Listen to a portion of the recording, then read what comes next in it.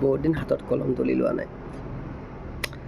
ব্যস্ততাৰ মাজত নিজৰ সপোনবিলাকৰ পিছত দৌৰি যদিও থাকোঁ, তথাপিও মনৰ মাজৰ যিখিনি হেঁপাহৰ ঘৰ আছিল, সেই হেঁপাহৰ ঘৰত জিৰাবৰ বাবে আতুৰ মোৰ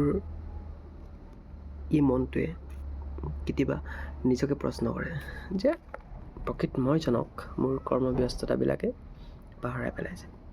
তথাপিও কিছু মুহূৰ্তত হাতত কলম তুলি কাগজখনত দুটা এটা শব্দৰ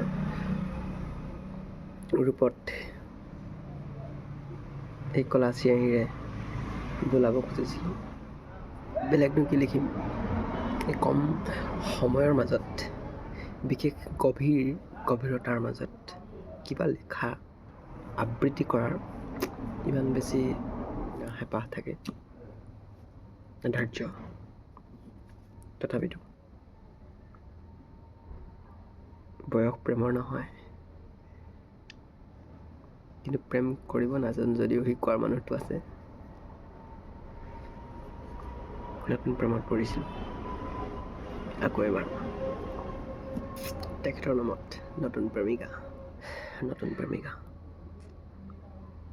তোমাক কেনেকৈ এখিলা কাগজত আবদ্ধ কৰি ৰাখিব পাৰোঁ কোৱা?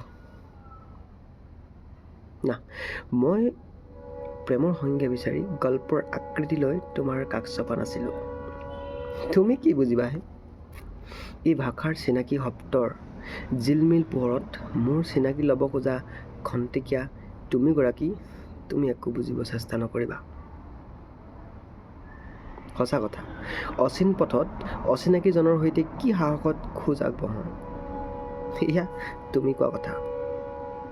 আৰু সেয়ে দুখোজ পূৰ নোহোৱাতেই থমকি ৰৈ বাৰে বাৰে সেই একে প্ৰশ্ন কৰিব খোজা। তুমি কোন? জানানে, নিজক চিনি পাওঁ যদিও প্ৰয়োজন সাপেক্ষে কিছু মুহূৰ্তত নিজক সজাই তুলিবৰ বাবে এখন দাপোনৰ প্ৰয়োজন হয়। তোমাক কি বুজাম প্ৰিয়া?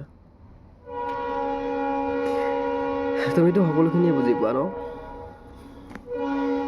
ব্যস্ততাৰ মাজত নিজৰ কৰ্মৰ অবিৰত সোঁতত তোমাক চাই ৰোৱাৰ সুযোগ নাপাওঁ সঁচা, কিন্তু ভালপোৱাৰ সীমা আৰু প্ৰমাণ তাতেই আবদ্ধ নাথাকে।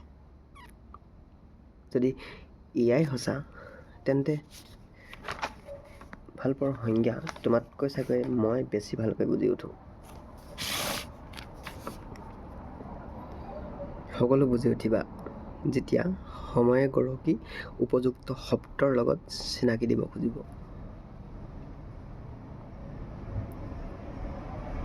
শুনিছিলোঁ অতীতে অভিজ্ঞতাক সোঁৱৰাই, আজি উপলব্ধিও কৰিছোঁ।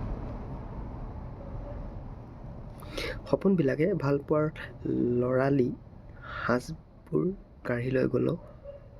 সপোনৰ পিছত দৌৰি আপোন পাহৰা মই জনক চাগে ভালপোৱাৰ লুপ্ত হৈ পৰা মৰম, হেঁপাহ, প্ৰীতি সকলোবোৰ জীয়াই তুলিব পৰা এগৰাকীৰ প্ৰয়োজন। এতিয়া তুমি কোন? এয়া মোৰ প্ৰশ্ন। সেই নতুন প্ৰেমিকা, অলপ থমকি ৰোৱা। মই একো বুজাব খোজা নাই, মাত্ৰ নিজক সোধা যে তুমি কোন আৰু আছা ক'ত?